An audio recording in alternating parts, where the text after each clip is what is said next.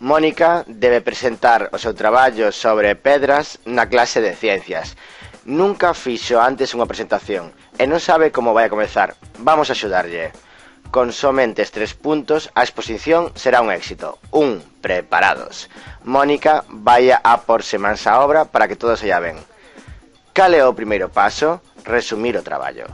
Ela ten o traballo realizado, pero non pode lelo enteiro diante dos compañeiros. Sería un rollo. Ten que seleccionar os puntos máis importantes e podémoslo facer de diferentes maneiras.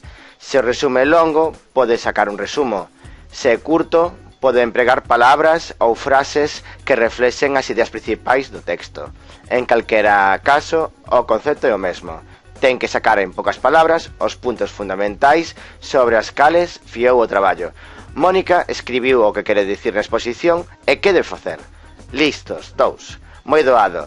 Ten que apoiar o seu resumo con material gráfico para que sexa máis entretida a exposición. Por qué?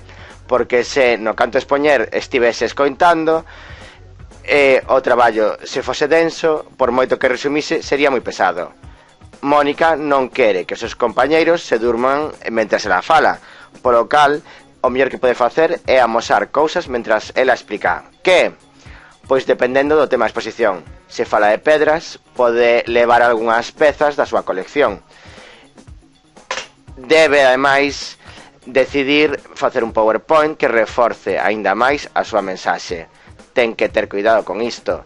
Para que serva, ten que ser breve, tanto no número de diapositivas como no texto que ten cada unha.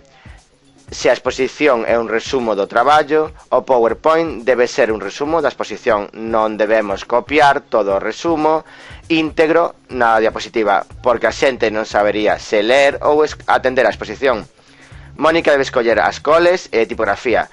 Coidado, vermello sobre verde é horroroso. Fondos con debuxos tamén fatal. Tipografía, ollo, porque os compañeiros das derradeiras filas tamén querrán ler o que pon. E, por favor, non empreguedes Comic Sans. Terceiro, xa. Chegou o momento da exposición. Mónica ponse roupa cómoda para a situación e leva na súa man unha pequena chuleta por se bloquea. Pero ten que ter cuidado porque a chuleta e o PowerPoint son somentes apoios e non debe ler ningún dos dous fixamente, pois restaría credibilidade ao seu discurso. Debe comezar cunha introdución que sitúa os compañeiros co tema que aborda, logo tratar os puntos que ten o resumo e tratando que o estilo sexa ameno e cercano e contar unha anécdota que faga rir os compañeiros e que se interesen máis polas pedras.